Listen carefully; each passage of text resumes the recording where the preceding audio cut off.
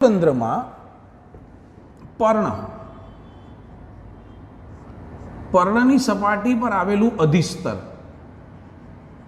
ને એમાં વાયુરંધ્ર આવેલા હોય તો એક વાયુરંધ્ર આ પ્રકારના હોય છે, ડંબેલાકાર.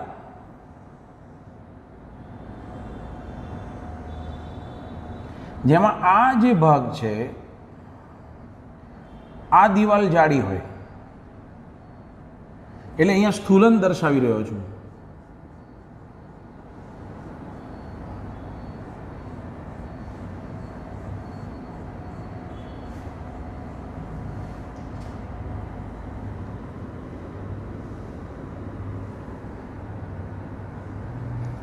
એ જ રીતે ડાબી બાજુ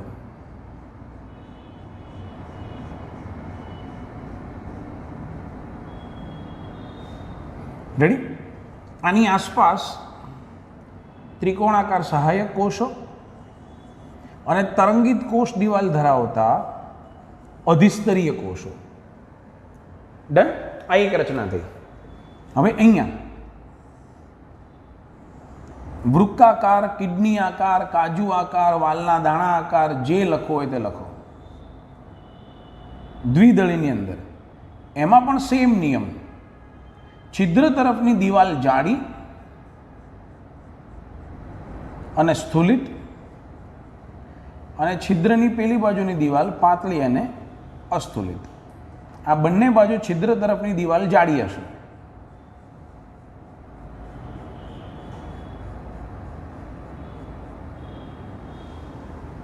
રેડી.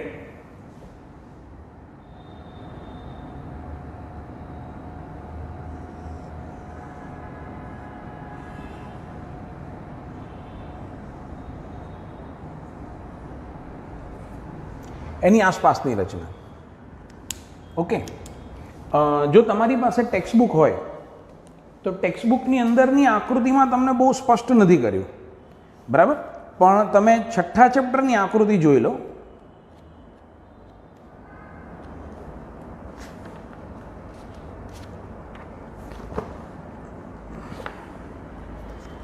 આ આકૃતિ આમાં તમને બતાવેલું છે કે અધિસ્તરના ભાગે તે આવેલા હોય, રાઈટ. એની આંતરિક રચનાનું વર્ણન એ ભાગમાં બહુ સ્પષ્ટ છે.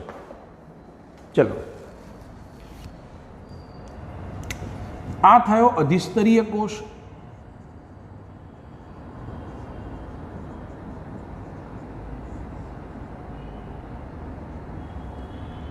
આ થયો રક્ષક કોષ.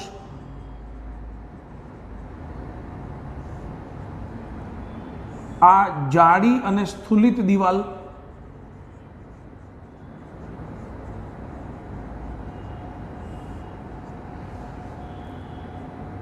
પાતળી અસ્થૂલિત દિવાલ.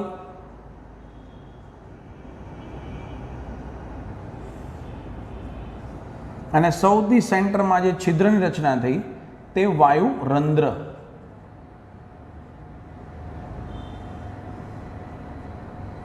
ઓકે, ચાલો. એટલે આ પ્રકારની રચના તમને એક દળી ને દ્વિદળીમાં જોવા મળે. આ એક દળી છે અને આ દ્વિદળી છે. આ દ્વિદળી, આ એક દળી. પર્ણની અંદર અધિસ્તર, અધિસ્તરની અંદર રક્ષક કોષ, અને રક્ષક કોષથી બને છે વાયુરંધ્ર. તો આ એની ગોઠવણીનું સ્થાન થયું.